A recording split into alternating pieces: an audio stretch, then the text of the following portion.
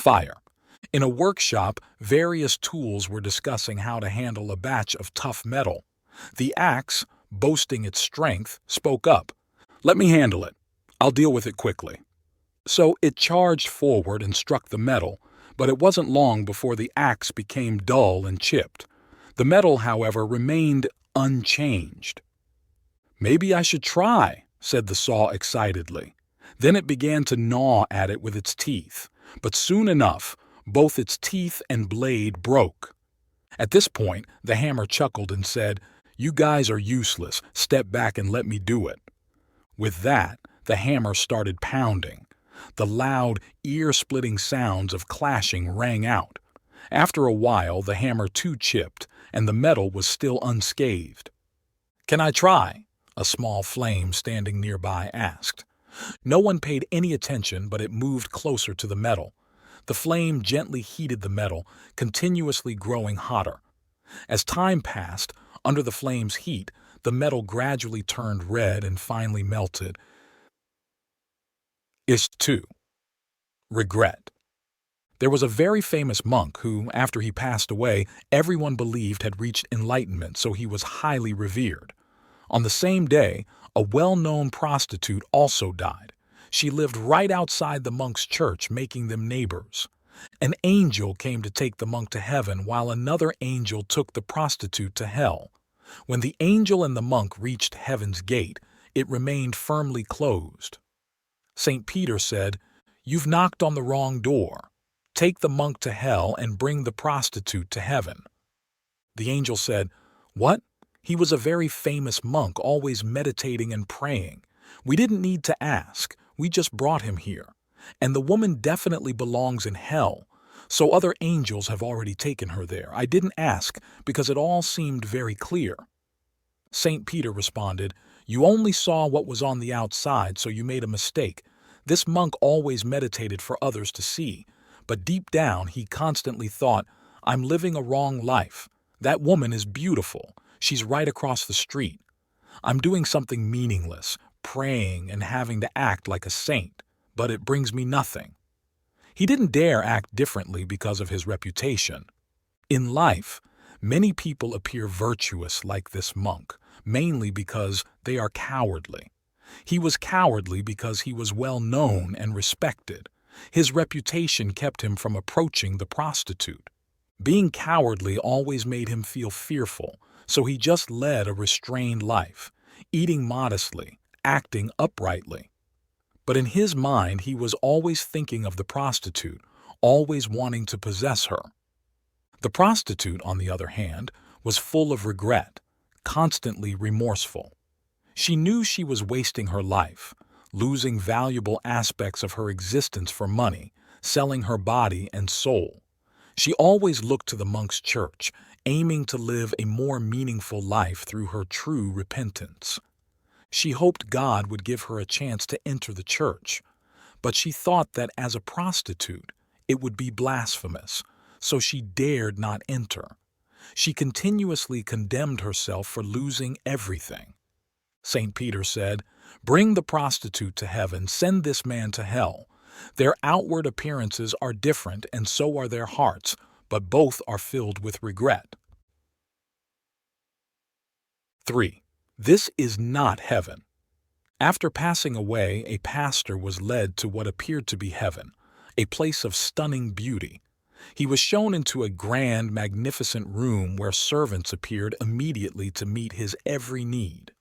Whenever he felt hungry, the servants brought him the finest meals. Even before he could think of thirst, a drink was already being offered to him. At first, life there was enjoyable, and the pastor was happy. But as days passed, he grew bored. He only had to sit in a chair. He didn't have to do anything because everything was done for him. The pastor started to feel uncomfortable. Back when he was alive, he had many responsibilities, managing church affairs, organizing missionary work. Now, doing nothing made him feel restless. Suddenly, a servant appeared and asked, "What do you need? You're not hungry or thirsty. You just seem uneasy. So, I don't know what to do." The pastor replied, "I can't just sit around like this. I need to do something. The servant responded, What's making you unhappy? We've met all your needs. What more do you want to do? The initial joy the pastor felt had turned into discomfort, and he said irritably, Is this what you call heaven? The servant then asked, Who told you this is heaven? This place is hell. Listen clearly, this is hell. At that moment, the pastor realized, wherever there is no work, that place is indeed hell. The lack of activity was driving him mad. There were no eager believers, no one to preach to, nothing for him to do. Such a life, he understood, was truly hellish. 4. The Divine Turtle. A fisherman captured a magical turtle, which then appeared in the dream of the emperor of the Song dynasty, Emperor Song Yuan-Quan. That night, Emperor Song dreamed of someone peering in through the window. After a moment, the figure spoke. I live in Talo Swamp and I'm visiting on behalf of the water god Than Gyang. Unfortunately, I was caught by a fisherman named Du Thu. The next morning, the emperor woke up feeling puzzled about his dream and asked a dream interpreter for clarity. The interpreter told him, This is a divine turtle sending you a message. Emperor Song then asked his servants, Is there a fisherman named Du Thu? One servant replied, Yes, there's a fisherman named Du Thu. The emperor ordered that the fisherman Du Thu be brought to the palace. The next day, Du Thu came to see the emperor. Emperor Song asked him, What have you caught? Du Thu replied, Not long ago, while fishing, I caught a large white turtle with a shell about 5 meters wide. Emperor Song commanded Du Thu to present the turtle to him. Du Thu brought the divine turtle to the emperor. After acquiring the divine turtle, Emperor Song considered killing it, but also thought about keeping it. Uncertain, he called the dream interpreter again. The wise old man advised, If you use this turtle's shell for divination, it will bring you good fortune. Thus, Emperor Song ordered the turtle to be killed and used its shell for divination. Indeed, it proved effective. He divined 72 times and was correct every time. The divine turtle had the power to appear in Emperor Song's dreams, yet it could not escape the fisherman's net. Despite its prophetic abilities being accurate 72 times, it could not avoid its fate. This shows that even with extraordinary intelligence, limitations exist, and things may not always go as planned. 5. Lightning. One night, a wise philosopher and an ordinary person got lost together in a dense and dangerous forest filled with fierce wild animals, surrounded by darkness. As a storm was brewing and the wind roared, suddenly, a flash of lightning burst through the dark clouds. In that brief moment, the philosopher looked up at the sky while the ordinary person kept his eyes on the path. The opportunity was brief and passed quickly. The flash of lightning disappeared in the blink of an eye, and not paying attention could mean missing a chance. 6. Sincere advice. During a lecture by a management professor, First, let's do a small experiment. The professor started by placing large rocks into a big jar until no more could fit, and then asked the students, Is the jar full now? The students replied, Yes, it's full. Then the professor took some smaller pebbles and added them to the jar, shaking it so that the pebbles would fill the gaps between the larger rocks. He added pebbles until no more could fit and asked again, Is the jar full now? This time, the students were cautious, with some saying, Maybe not yet. The professor then poured sand into the jar, which filled all the tiny spaces left between the rocks and pebbles. After that, he asked again, Is the jar full now? No. This time, the whole class agreed. Very good. Now, the professor took a jug of water and poured it into the jar until it was full and looked around the classroom asking, What does this demonstration show us? One student quickly answered, It shows that no matter how carefully you plan, there are still things that can be improved. Not exactly, the professor explained. This experiment tells us that if you don't put the big rocks in first, no matter how hard you try later, you won't be able to fit them in.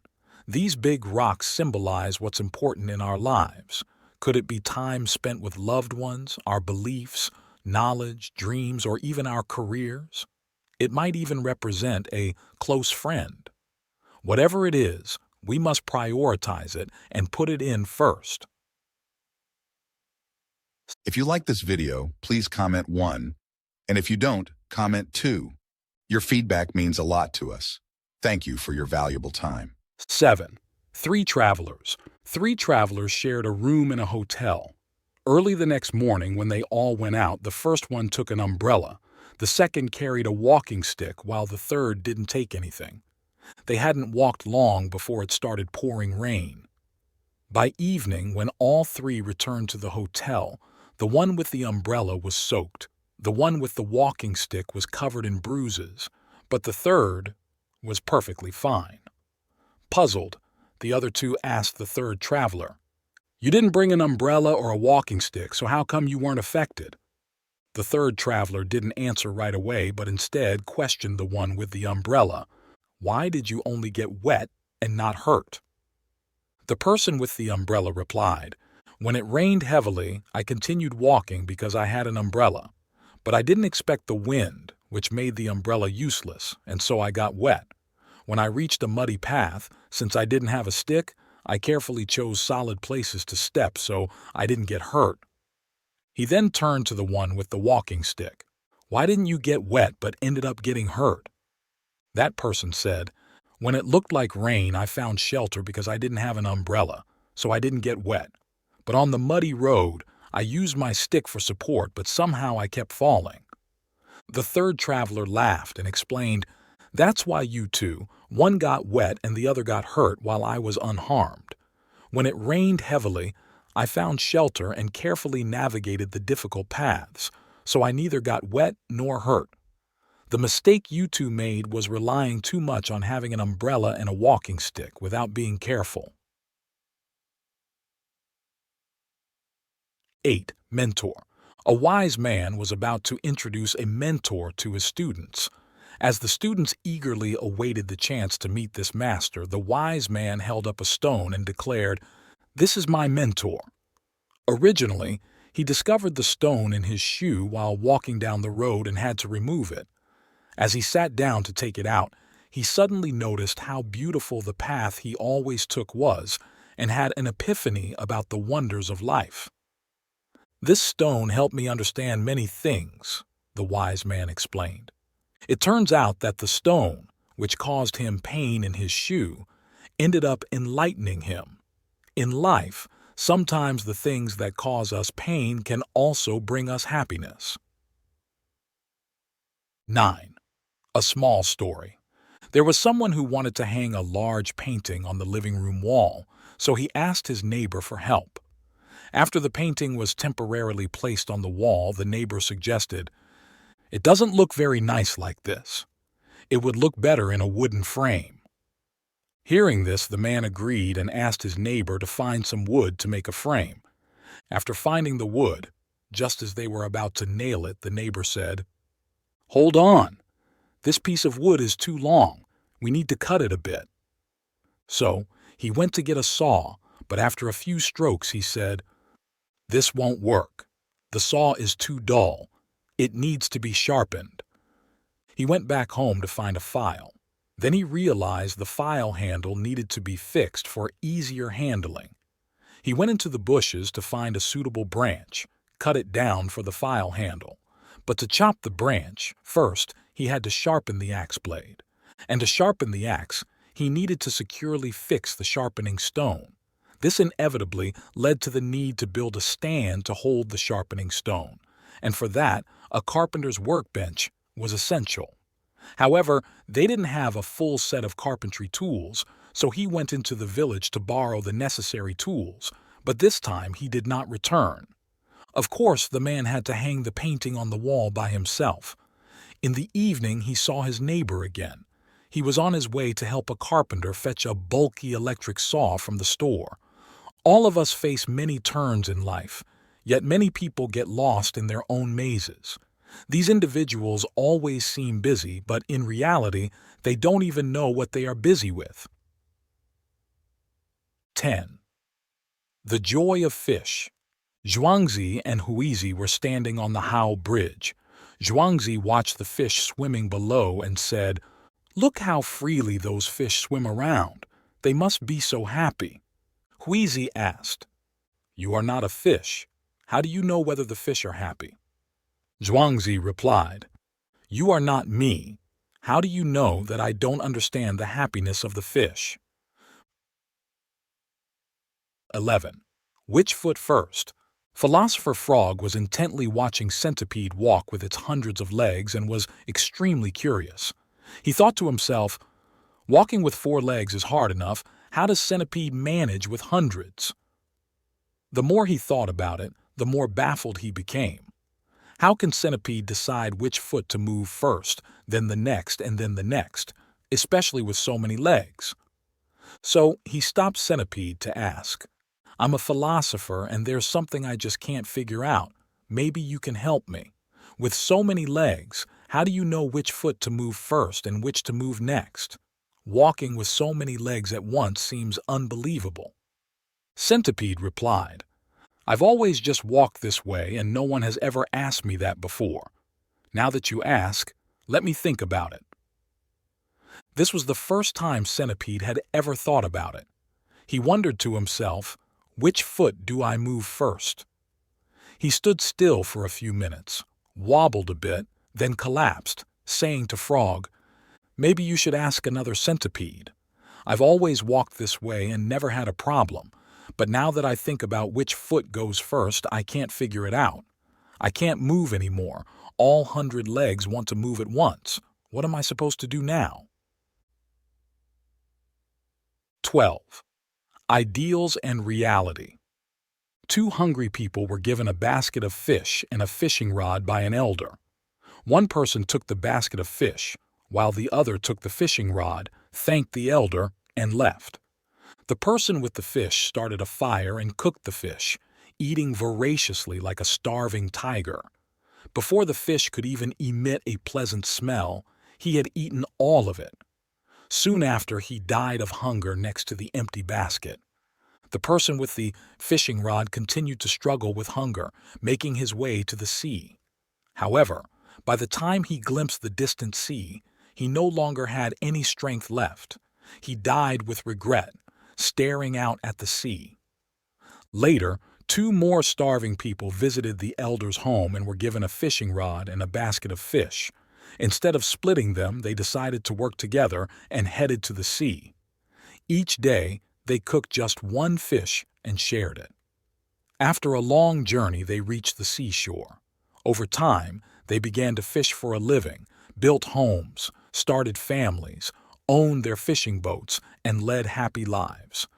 The first 2 individuals, one only saw the immediate benefit, while the other set a goal too far out of reach. Both were not practical for real life. Only the latter pair knew how to blend ideals with reality, and because of this, both were successful. Sometimes, common morals make us think deeply. 13. Choosing friends. One day, 3 students of Socrates came to him with a question: "How do we find the ideal friend?" Instead of answering directly, Socrates sent them to a field to pick the largest ear of wheat they could find. The first student took just a few steps, saw a large and beautiful ear of wheat, and picked it immediately. However, as he continued walking, he saw even bigger ears and regretted his early choice all the way. The second student learned from the first's mistake. Each time he saw a large ear, he would tell himself that there might be larger and more beautiful ones ahead. But by the time he was near the end of the field, he realized that he had missed his chance. The third student learned from the previous 2. For the first third of the way, he evaluated and compared the wheat ears. In the next third, he verified his observations. And in the final third, he chose a large and beautiful ear from among the largest ones. Although it might not have been the largest or the most beautiful, he was satisfied with his choice for the remainder of the journey. 14. Average standards. Once upon a time, there was a king who owned a stunning golden bed adorned with thousands of precious gems. Every time the royal palace had a visitor, the king would generously offer this bed for the guest to sleep in. However, the guest had to adjust themselves to fit the bed. If a guest was too tall, they had to shorten themselves to fit perfectly into the bed. Since this bed was a priceless treasure, it could not be altered, so the user had to change their size to match the bed. It could be said that this bed was not made for the user, but rather that people were born for this bed. Finding someone suitable to use this special bed was not an easy task. In fact, it was almost impossible. This is because no one exactly matched the average height, which was a fictional measurement. Moreover, the bed was designed based on this average height. The king, who was also a mathematician, had meticulously calculated this after measuring the heights of everyone in the kingdom, including children, young adults, the elderly, and even those exceptionally short or tall. But this average height did not match anyone's actual height in the kingdom. As a result, anyone who visited the royal palace faced a common problem with this valuable bed. If a guest was shorter than the bed, the king would order them to be stretched to fit its size. Consequently, all the guests who stayed here met their demise, but it was not considered the king's fault. He always intended the best for his beloved guests. When you judge life from a fixed perspective, you miss out on life itself. Life is infinite and isn't confined by any framework, so it cannot be defined or limited by any single definition. Indeed, your philosophy might capture an aspect of life, but it only encompasses that aspect. Thus, if you apply that philosophy to view the world as a whole, you are losing the connection between yourself and life. 15. Prisoner's remorse. Dozens of inmates convicted of serious crimes were in a prison. One day, during their newspaper reading time, an inmate was looking at a jewelry magazine and suddenly pointed to an expensive jewelry set, sighing, "My mom would look so beautiful wearing this jewelry." Another inmate, flipping through a home magazine, remarked, "My mom would be so happy living in an apartment like this." And a prisoner browsing a car magazine said, "If my mom had this car, she would visit me often." There was another inmate who had been holding a magazine for a long time without speaking. Suddenly, he teared up and choked up. "If only my mom had a well-behaved child, that would be great." Hearing this, everyone fell silent and bowed their heads. 16. The millionth stone. There was a person who, after a long time of searching for gemstones by the riverbank, felt completely worn out, his body aching all over. He sat on a protruding rock near the river's edge, speaking to his friend next to him. "Look, I've picked up 999,999 stones and still haven't found a single gem. I give up." His friend joked, "Why not try picking up one more stone to make it 1,000,000? Feeling down, the gem seeker reached out and grabbed another stone, and suddenly felt it was heavier than usual. Looking closely, he exclaimed in surprise, "A gemstone!" 17. Secrets of success. There was an old man who sold fish, and his business was doing very well. Many people liked to buy his fish, saying it was the best quality and tasted the best. Other fish sellers were puzzled and couldn't figure out why. They fished in the same spots as he did and even used water from the same source to keep their fish. Despite the fish and water being the same, customers still claimed his fish were better in quality and taste. One day, when the old man went on a trip, the other fish sellers decided to check his fish container to discover his secret. They were surprised to see that the container was just like theirs, but inside there was a large, aggressive fish splashing around. After some thought, they finally understood. The large fish kept moving, not letting the other fish rest, making them swim continuously. Because of this, the quality of the fish meat naturally improved. If you like this video, please comment 1. And if you don't, comment 2. Your feedback means a lot to us. Thank you for your valuable time. 18. Python and leopard. In a certain forest, there was a large python and a leopard both stalking an antelope. The leopard watched the python, and the python watched the leopard, both silently planning their moves. The leopard thought, if I want to eat the antelope, I must first eliminate the python. The python thought similarly. If I want the antelope, I first need to eliminate the leopard. So, they attacked each other. The leopard bit the python's neck, thinking, if I don't kill it, it will suffocate me. The python wrapped itself around the leopard, thinking, if I don't suffocate it, it will devour me. Thus, both tried their hardest. Meanwhile, the antelope strolled away unharmed while the leopard and python collapsed on the ground. A hunter who witnessed the fight commented, if both had attacked the prey together and then calmly shared it, neither would have died. If both had left the prey alone, neither would have died. If one had left, the other could have easily hunted the prey, and both would have lived. If both had realized the gravity of the situation, neither would have had to die. Their downfall was due to their lack of humility and turning a hunt into a survival battle. 19. Snails on the run. A small group of animals, including a white rabbit, a turtle, a snail, and others, gathered together to go play in the flower garden in front. A frog with a big neck loudly said, "Let's go!" So they all started on their way together. As they moved, the frog kept jumping and shouting, "Keep going! Keep going!" The white rabbit smiled and rushed ahead. The turtle struggled to climb, and the ant ran as fast as it could. "Oh, are you all crazy? Where are you running off to?" a voice called from behind. Surprised, everyone looked back and saw the snail yelling and going in a different direction. "Snail, you're going the wrong way," the frog shouted. "Follow us." "Where are you going?" asked the snail, looking at his friends. "Are you guys blind? You should be following me." No matter what the others said, the snail wouldn't listen and kept crawling in its own direction. Everyone sighed and eventually went their own ways.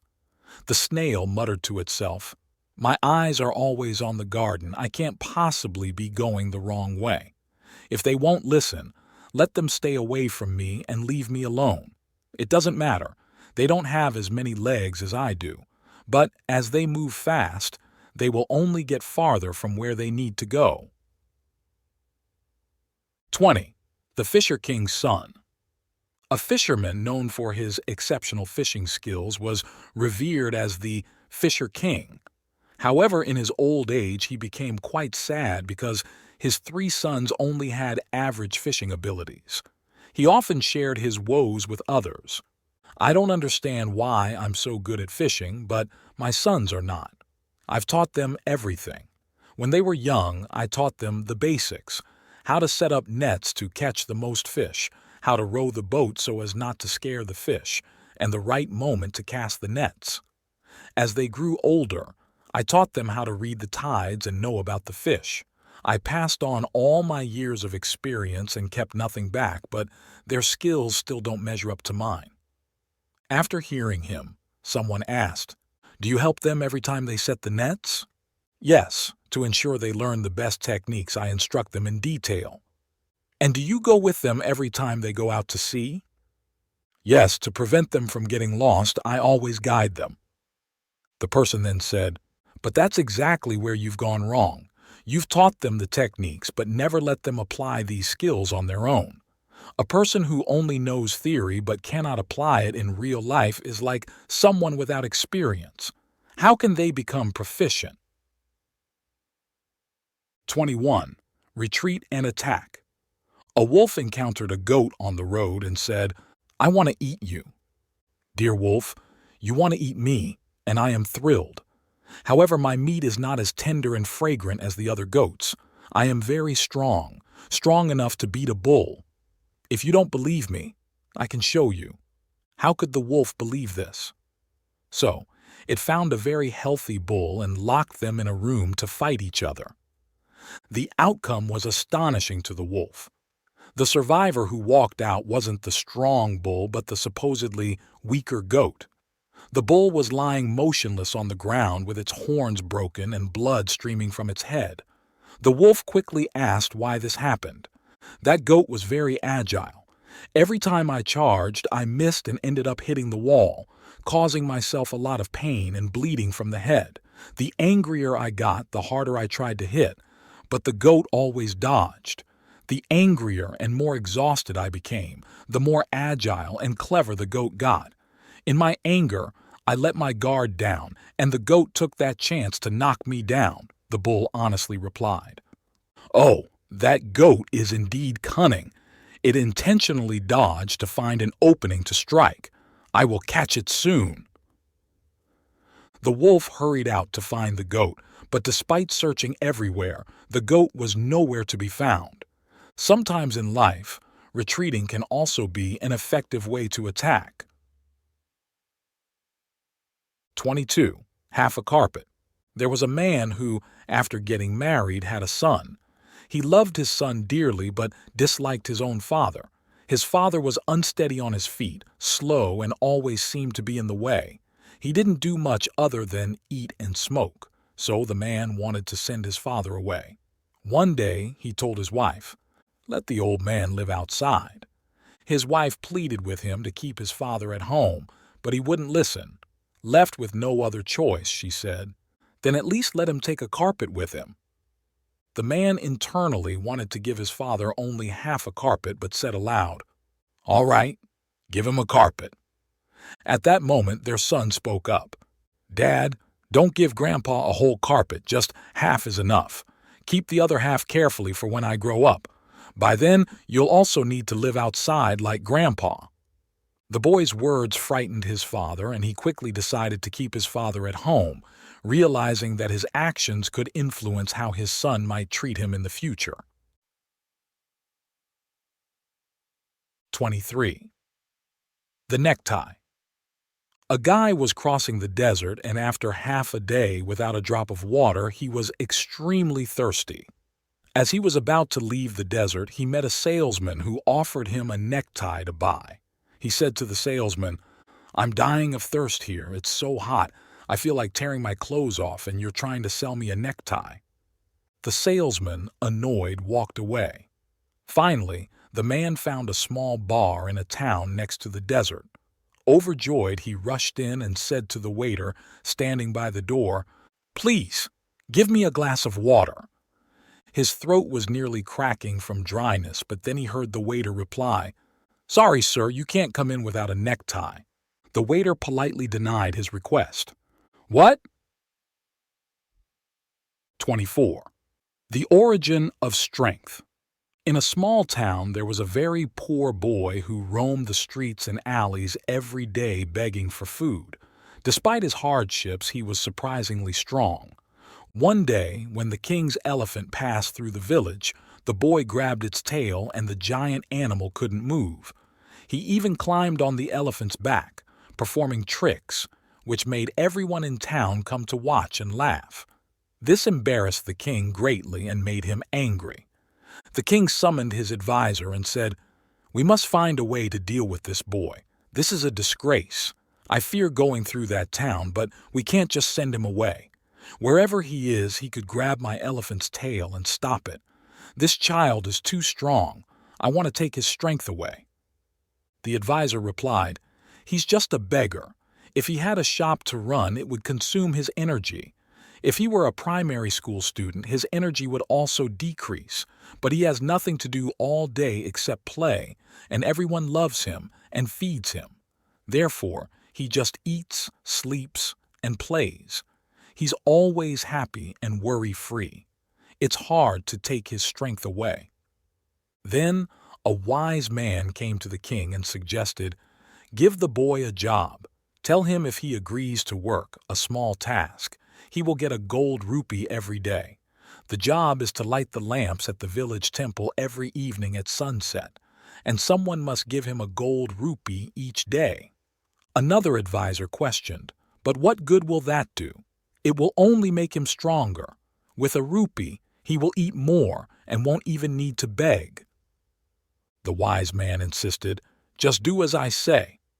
So, the begging boy started lighting the lamps at the temple every day. By the second week, when the king passed through the town again, the boy tried to grab the elephant's tail but failed and was dragged along instead. 25. God's Gardener. Every day, a farmer worked hard, plowing and watering his barren, rocky land. Through diligence and relentless effort, he transformed the wasteland into a lush garden. He felt proud and happy. One Sunday morning, on his way to the garden as usual, he met an official and asked if he would like to see his garden. The official agreed. Upon entering the melon garden and seeing the juicy round melons, the official exclaimed, "Oh, God must have blessed this land." When he saw the rice field heavy with grains, he remarked, "Wow, God really blessed these rice grains." He then added, "My goodness, you and God have really achieved a lot on this land." The farmer, unable to hold back, said, "Dear sir, I want you to know what it was like when God alone was managing this land." 26. Hercules and the Cart Driver. A man was driving a cart full of goods along a muddy road. After a while, the wheels sank deep into the mud, and the horses couldn't pull it out. The driver stood there unsure of what to do and kept looking around, occasionally calling out the name of the strong man Hercules, hoping he would come to help. Finally, Hercules appeared and said to the driver, "Put your shoulder to the wheel and then whip the horse. That way, the horse will easily pull the wheel out of the mud. But if you just stand there calling my name, you won't get out of here, and you can't expect anyone to come to your aid. It's better to help yourself than to rely on divine help." 27. The Essence. A rich man's daughter deeply fell in love with a poor young man. Her father told her to bring her boyfriend home to meet the family. She excitedly shared the good news with the young man. However, he became sad upon hearing this, as he was so poor he didn't even own decent clothes. Ultimately, the rich man's daughter had to prepare everything for him. On the day of the meeting, the young man happily arrived at his girlfriend's house. Seeing him well-dressed and handsome, the father was pleased at first. However, he frowned shortly after because although the young man's clothes were expensive, they lacked a fresh scent. Realizing the young man couldn't afford such clothes on his own, the father felt sad. When the mother and daughter went to wash their hands, the rich man called the young man over and asked, "These clothes aren't yours, are they?" The young man's face turned red, but he nodded. The father said, "We know about your background. I understand you did this to make us happy and save us from embarrassment tonight. Unfortunately, it's not just your appearance you've changed, but you've denied who you are. We aren't afraid of your poverty. We're most afraid of wealth without honesty. If a person denies their true self, how can they find a place in society later on? And how can I be at peace giving my daughter to you?" The father's blunt words, though harsh, hit the young man like a splash of cold water, leaving him very ashamed. This meeting turned out to be a valuable lesson for him. From then on, he abandoned all pretense and lived true to his nature. After the rich couple passed away, he and his wife inherited the entire estate, but donated it to the community, building schools and engaging in public work. Later, the couple became even wealthier than the wife's parents, but lived simply, remembering that true happiness comes from being honest with oneself and what one possesses. If you like this video, please comment 1. And if you don't, comment 2. Your feedback means a lot to us. Thank you for your valuable time. 28. Happiness and the Two Drops of Oil. A young man, eager to discover the secret of happiness, braved mountains and rivers, crossed deserts, and finally arrived at a magnificent city where a wise man lived. Entering the city, the young man saw many traders bustling about, people happily chatting with each other, an orchestra playing music in the central square, and a table full of delicious food. The young man approached the wise man and shared his purpose for visiting. The wise man handed him a spoon with 2 drops of oil in it and instructed him to walk around the city while making sure not to spill the oil. When the young man returned, the wise man saw that the 2 drops of oil were still intact in the spoon. He asked the young man if he noticed anything special along the way. The young man shook his head, saying he didn't remember anything noteworthy. The wise man then told him to take another round, this time paying attention to every tree and blade of grass in the city. On his return, the young man described in detail everything he had seen, but this time the spoon was empty. Then the wise man said, "True happiness means seeing the whole world but never forgetting the 2 drops of oil you hold in your hand." 29. The Magic of Life. A wealthy young man deeply loved a beautiful young lady who was not only attractive but also dressed fashionably and lived a lavish lifestyle. He adored her and always did as she wished. One day before their engagement, he asked her, "What kind of engagement gift would you like?" She honestly replied, "I want a diamond ring." So the young man bought her an expensive diamond ring. There was another young man from a poorer background who loved a girl who was of average beauty but was hard-working and frugal. The day before their engagement, he asked, "What gift would you like from me?" She said, "I just need a crystal ring." Therefore, he spent a few coins to buy her a crystal ring, and she was very happy. 20 years later, the first couple had almost exhausted their fortune, leading a life of hardship, and even the precious diamond ring had to be sold. Now, the woman wore a crystal ring. The second couple, however, had a much better life thanks to their diligence and savings. They gradually became wealthy, and the glass ring she once had was now replaced by a diamond ring, leading a happy and fulfilling life. Life is like magic. 20 years can change everything, but the actions of today can shape the future. They can turn crystal into diamond, and diamond into crystal. 30. The price of a meal. A farmer and a gambler each went to a diner, choosing separate tables to sit at. The gambler ordered some vegetables, a bottle of wine, and a few buns. He finished the wine, ate 2 of the buns, and barely touched the vegetables. After his meal, he left a $100 bill for the waitress and stood up to leave. The waitress called out, "Sir, wait a moment. You gave me $10 too much." The gambler loudly responded, "That's okay. Keep it as a tip." The farmer ordered some vegetables, a soup, and a bowl of rice. He finished the soup, and at the end, he had a bit of rice left which he mixed into his plate of vegetables, scraping it clean. Finally, he put the last bit of rice into his mouth and then addressed the waitress. "Miss, you still owe me $2.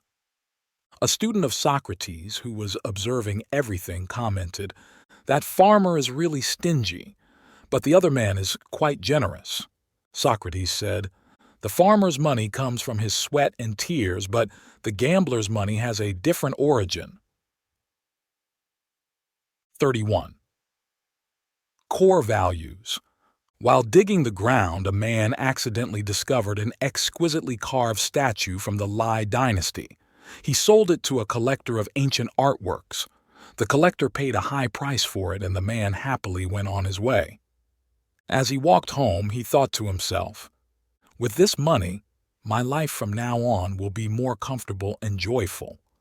That stone statue was just an insensible object buried in the ground for a long time. How could someone pay so much for it? Meanwhile, the collector was thoroughly admiring and evaluating his newly acquired statue. After a while, he quietly mused, "This statue is so vividly carved, the craftsman must have been highly skilled. It's truly a magnificent masterpiece that has just awakened after 1,000 years of slumber in the earth. Why don't people appreciate such valuable works of art instead of trading them for meaningless money?" 32. Threshold. In the midst of a misty gloom, a building with a narrow door emerges. A young woman stands outside the threshold. From inside the structure, a chilling air flows, accompanied by a hoarse voice that sounds like a groan. "What brings you here?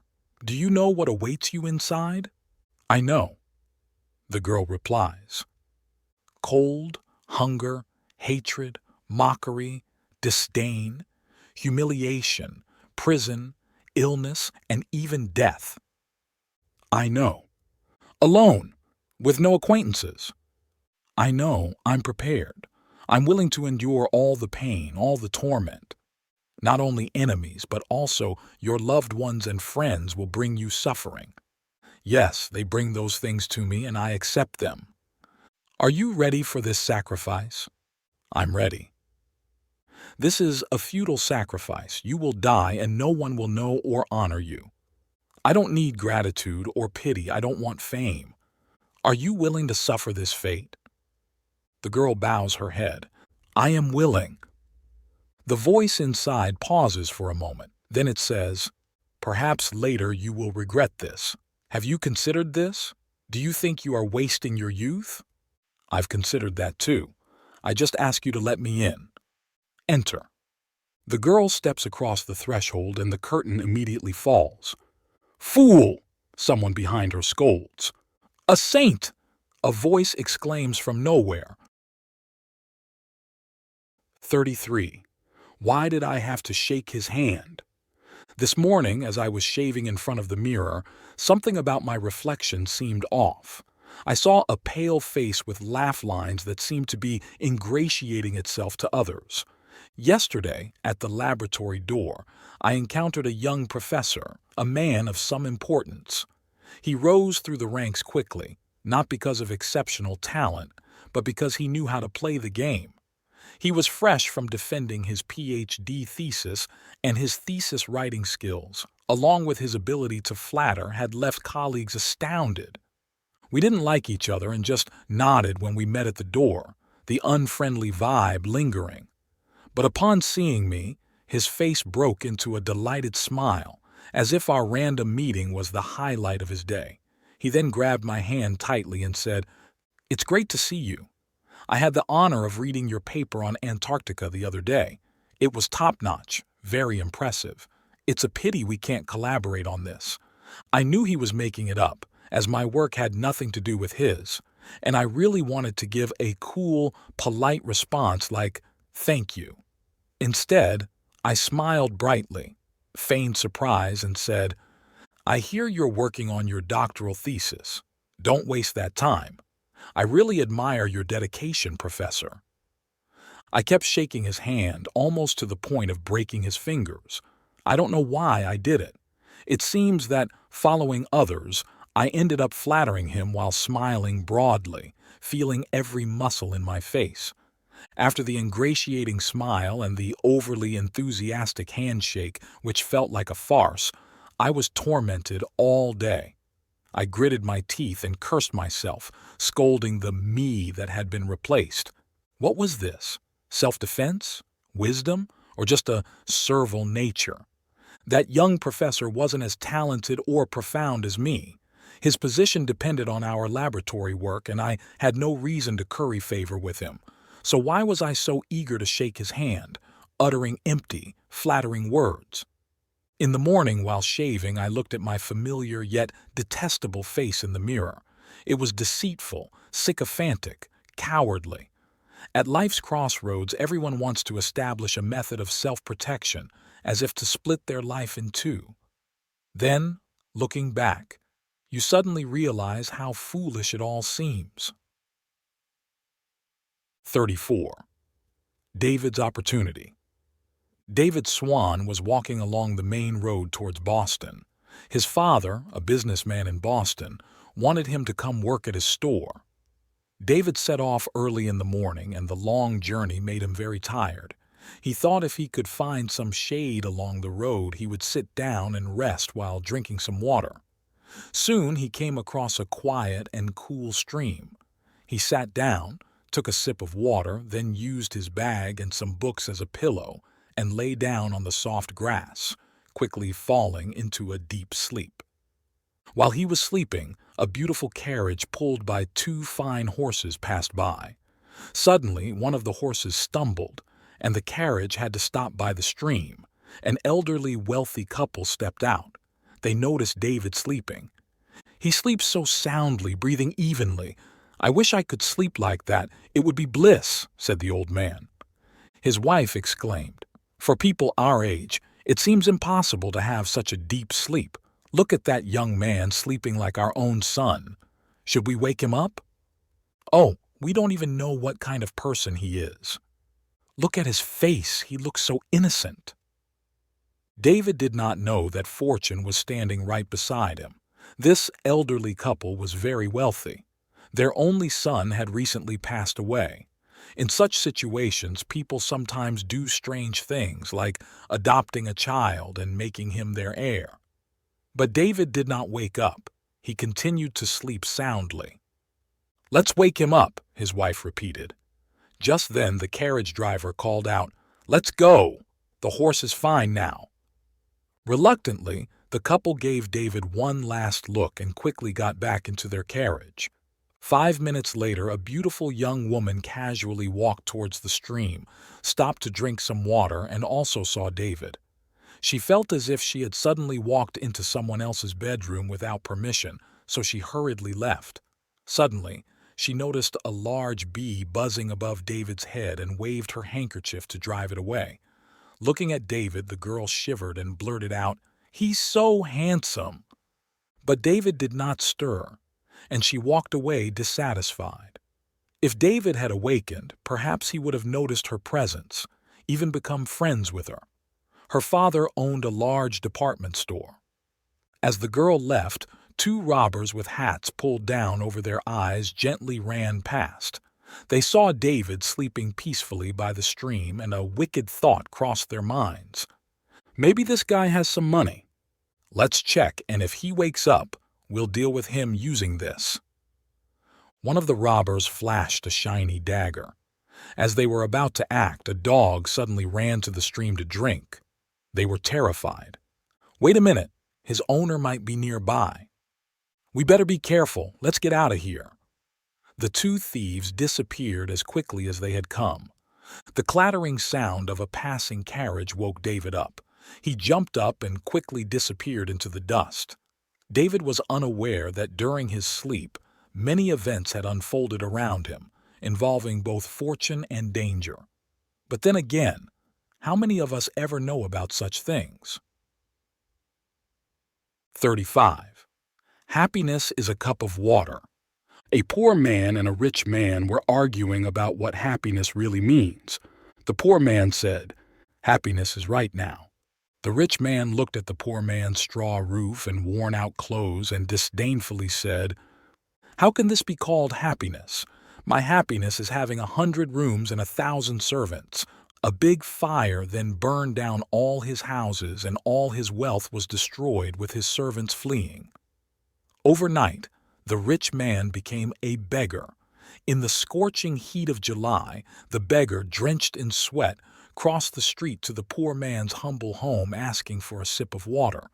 The poor man handed him a cup of cool water and asked, "Now, what do you think happiness is?" The beggar, with a longing look, replied that happiness was the cup of water he held at that moment. 36. Two travelers and an axe. Two people were walking down a road when one of them picked up an axe and exclaimed, "Look what I found." "You shouldn't say 'I,'" the other person said. "You should say, 'We found it.'" A little later, the person who lost the axe came along and pointed at the one holding the axe, accusing him of theft. "Oh," he said to his friend, "now we are in trouble." "You can't say 'we,' the other replied. You should say, I am in trouble. A person who doesn't share what they receive can't expect others to share in their danger. If you like this video, please comment 1. And if you don't, comment 2. Your feedback means a lot to us. Thank you for your valuable time. 37. Statue of the God. At the village crossroads, there's a small shrine housing a wooden statue of a god. It has been a long time since anyone came to worship, and the shrine is covered in a thick layer of dust. One day, a man passing by the shrine encountered a large ditch blocking his path and couldn't continue. He blamed the god for placing the ditch in his way, overturned the altar, and threw the statue into the ditch. Seeing this, another person who couldn't bear to see the statue treated that way picked it up, cleaned it off, and respectfully placed it back on the altar.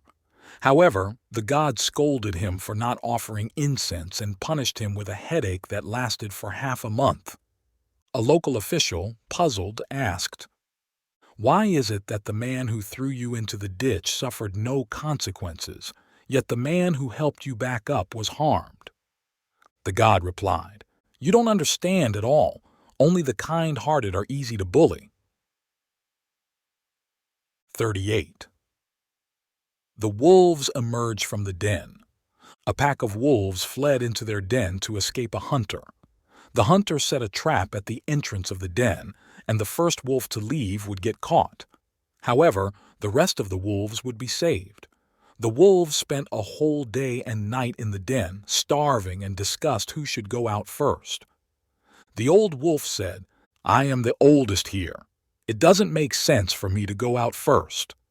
The young wolf said, "I'm the youngest. It shouldn't be me going first."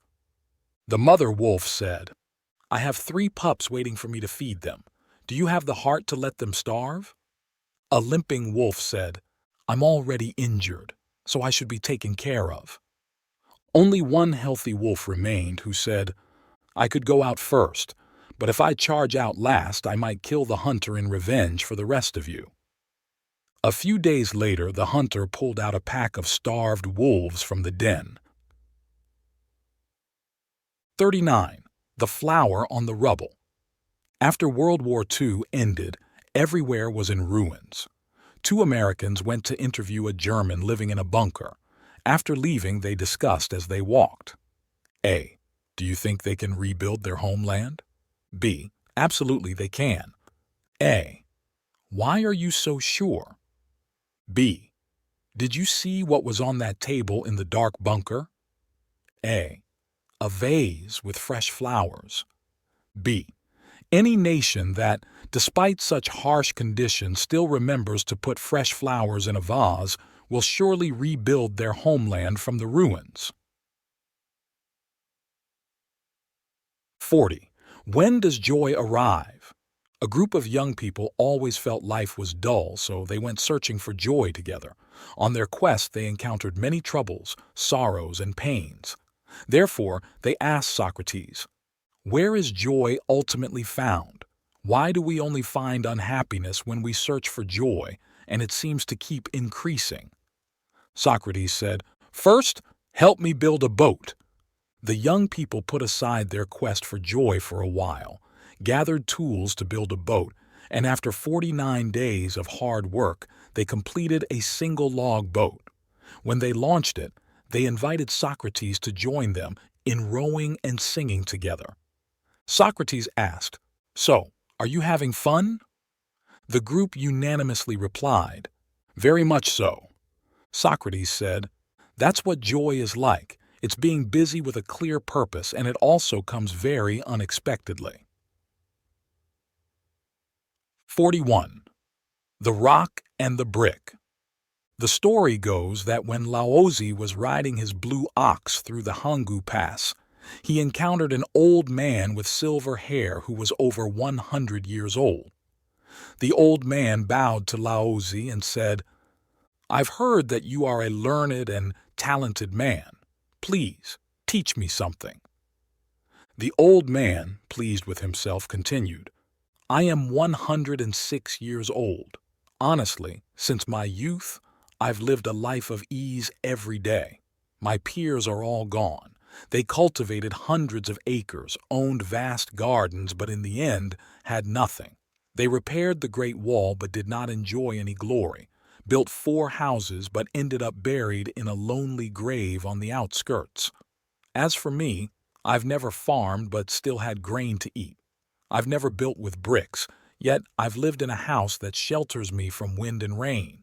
Sir, now I can laugh at their busy, hard lives, even if it meant dying a bit younger, right? After listening, Laozi smiled slightly and said, "Please find a brick and a rock and bring them here." Laozi took the brick and rock and placed them in front of the old man, asking, "If you had to choose only one, which would you pick, the brick or the rock?" The old man confidently chose the brick in front of him and said, "I would naturally choose the brick." Laozi asked him, "Why?" The old man pointed at the rock and said, "This rock has no corners or edges. What use is it? But the brick is useful." Laozi then greeted the people around and asked, "Would you choose the rock or the brick?" Everyone chose the brick over the rock. Laozi turned to the old man and asked, "Which lasts longer, the rock or the brick?" The old man said, "Obviously the rock." Laozi smiled peacefully and said, "The rock lasts longer, but people do not choose it. The brick has a shorter life, but people choose it, simply because it's useful and the rock is not. It's the same with all things. Though short-lived but useful, everyone chooses and likes them. Though long-lived and not useful, people ignore them and so they are forgotten despite their longevity." Upon hearing this, the old man felt extremely embarrassed. 42. The Merchant and the Old Fisherman. One day, a businessman saw an old man sitting at the front of a boat, fishing. Every time the old man caught a fish, he would unhook it and then gently release it back into the water. This piqued the businessman's curiosity, and he asked, "Why do you let the fish go instead of taking them home?" "What would I do with them at home?" the old man replied.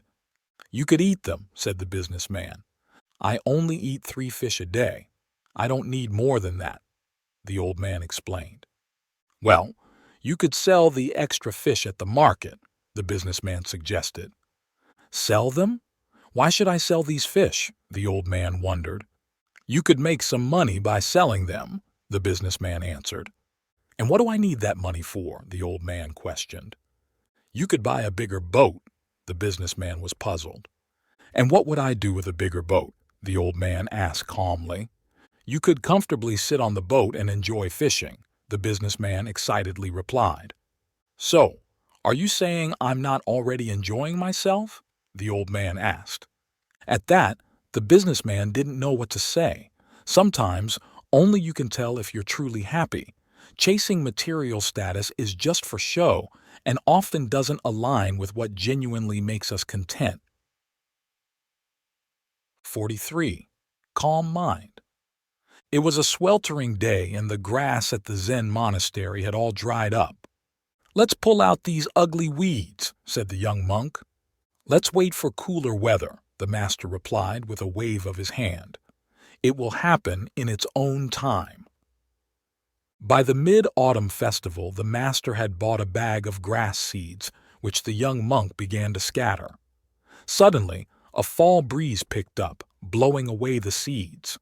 "Oh no! Many seeds have been blown away," the young monk exclaimed. "It's okay. The seeds that were blown away were the weak ones. They wouldn't have sprouted anyway," the master said. "Let it be." After scattering the seeds, a few small birds came and pecked at them. "What a waste! The remaining seeds are being eaten by birds."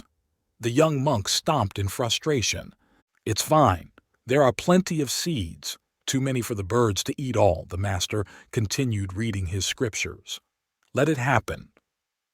In the middle of the night, clouds gathered and it rained heavily. Early in the morning, the young monk rushed into the meditation hall. "Master, this is a disaster. The rain has washed all the seeds away."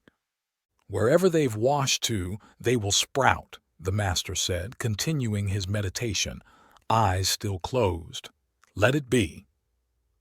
More than 2 weeks later, the empty courtyard was filled with lush green sprouts, even in areas they hadn't managed to seed, bringing joy to the young monk who clapped his hands. The master nodded. Be happy. This old monk always seemed serene in the face of any situation, yet he deeply understood the profound meaning of life's principles. Why do our hearts get disturbed by external factors, leading to unrest, fear, or even despair? Could it be that achievements and victories cloud our judgment? 44. Footprints in the mud. When Jiam-chan first became a monk, the abbot noticed his intelligence and diligent study and secretly admired him. However, he assigned Jiam-chan to be a walking monk, a role no one else wanted in the monastery. Daily, Jiam-chan faced the rain and wind, enduring hardship, often being mocked and ridiculed by those who saw him begging for alms. This made Jiam-chan very angry. One night, well past midnight, Jiam-chan was still not asleep. The abbot, curious, entered his room and found Jiam-chan lying still with a pile of worn-out straw sandals by his bed. The abbot woke him and asked, "Why didn't you go out to beg today? And why are you keeping these broken sandals here?" Yawning, Jiam-chan replied, "Others wear a pair of sandals for a year with no issues, but in just over a year, I've worn out many sandals. Should I try to save sandals for the monastery?" Understanding his point, the abbot smiled and said, "It rained heavily last night. Let's go check the road in front of the monastery." They went to the muddy road in front of the monastery. The abbot lightly tapped Jiam-chan's shoulder and asked, "Do you want to be an ordinary monk or a master of Buddhist teachings?" Jiam-chan responded, "Of course I want to be a renowned master, but currently, as a begging monk despised by others, how can I master the teachings?" The abbot laughed and asked, "Did you walk this road yesterday?" "Yes," Jiam-chan replied. "Can you find your footsteps from yesterday?" Jiam-chan was puzzled and answered, "The road was hard and flat yesterday. How could I see my footsteps?" The abbot smiled and said, "What about today? If we walk this road again, can you see your footsteps?" "Definitely," Jiam-chan answered. The abbot smiled and gently patted him on the shoulder. Only a muddy road retains footprints. Many people in the world live ordinary lives without enduring trials and tribulations, like feet walking on a flat, hard road, leaving nothing behind. But those who go through storms and hardships, like walking on a muddy road, leave deeper marks the further they go. Ashamed, Jiam-chan bowed his head.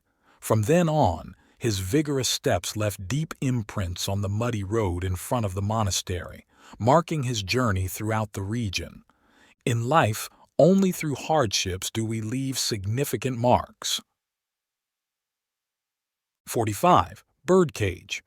John and George made a bet. John said that if he gave George a birdcage and hung it in a noticeable spot in George's room, then George would end up buying a bird. George didn't believe it, saying that keeping birds was too much trouble and he definitely wouldn't buy one. John went out and bought a beautiful birdcage for George and hung it in the most eye-catching part of George's living room.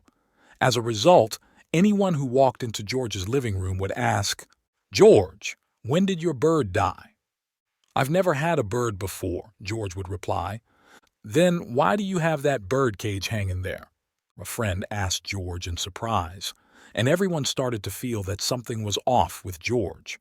Perhaps a lack of love or care for animals.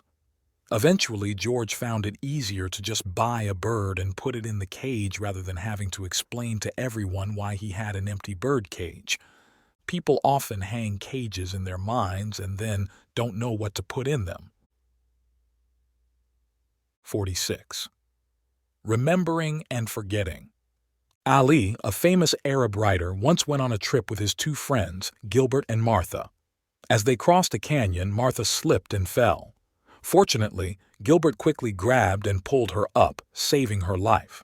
Martha then carved on a nearby rock. On this date, Gilbert saved Martha's life. A few days later, by a river, Gilbert and Martha had a minor argument, and in his anger, Gilbert slapped Martha.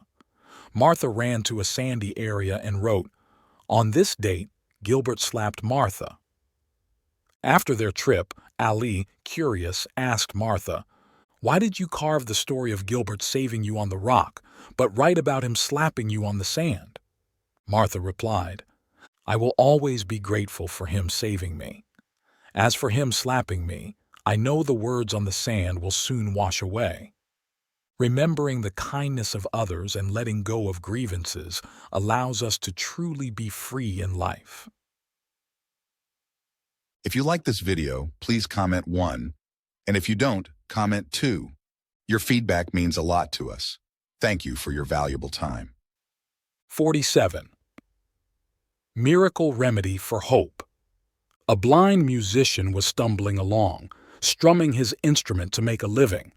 He carried with him a special prescription from a seasoned mystic. This prescription was said to restore his sight if he broke 1,000 strings while playing his instrument, not one less. After 53 years, he finally broke the 1,000th string. He handed the prescription to a person with good eyesight. The person looked at it and said, "This is just a blank piece of paper. There's nothing written on it." Tears filled the musician's eyes as he realized the true meaning behind the 1,000 strings. It was all about hope, keeping him striving as he played for all those years. Holding the prescription, he passed it to another blind musician and said, "Here's a prescription that can cure your eyes, but you must break 1,000 strings to open this paper." The other musician joyfully accepted the miraculous prescription. 48. Wildflowers on Wasteland. In front of Van Son Temple, there was a barren wasteland where nothing could grow. Before Master Tom Min, nobody valued this land, nobody thought it could be useful, and nobody believed it could one day become a beautiful garden. Master Tom Min, who was blind, did not want the wasteland to remain barren. After he became a monk, while other monks focused on their scriptures and desired prestigious positions, he picked up a hoe and started to clear the land. He planted seeds one by one, day after day. Whenever he had free time, he would be busy working on the wasteland. People who could see thought he was crazy. However, while others mocked and scoffed at his actions, the seeds that Master Tam Min planted began to sprout and grow. One spring night, all the flower buds bloomed, and the monks at the temple rushed out to see. They were stunned by the sight of beautiful, colorful flowers. Only Master Tam Min remained calm. Being blind, he could not see the flowers regardless of their beauty. He transformed the wasteland into a garden for others to enjoy, showing everyone that, in the eyes of a blind man, there is no such thing as wasteland. 49. Conversation with God. A disabled man went to heaven to find God, complaining that God did not give him healthy limbs. God then introduced him to a person who had recently passed away and just entered heaven. This person told the disabled man, "Appreciate what you have, at least you are still alive." An unhappy official went to heaven to complain to God that he hadn't been given enough rewards. God introduced him to the disabled man who told the official, "Appreciate what you have, at least you are healthy."